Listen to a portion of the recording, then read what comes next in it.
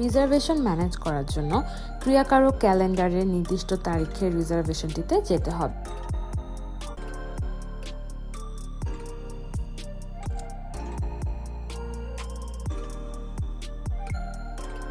এবং সেখান থেকে রিজার্ভেশনটির স্ট্যাটাস চেঞ্জ করা যাবে।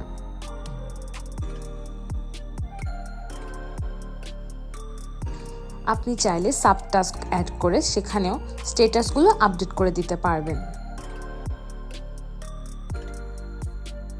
এবং প্রয়োজনীয় কমেন্ট করতে পারবেন।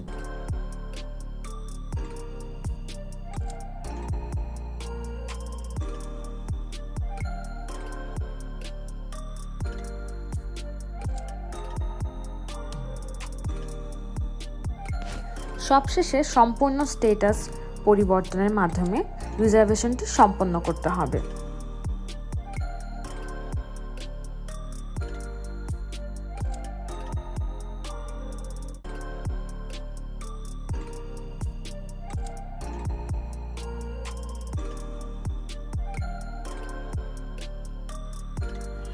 পেমেন্ট উইথড্র করার জন্য ক্রিয়াকারক অ্যাপের ওয়ালেটে যেতে হবে। পরবর্তীতে নগদ টাকা তুলন বাটনটিতে ক্লিক করে আপনার উত্তোলনের পরিমাণটি লিখতে হবে।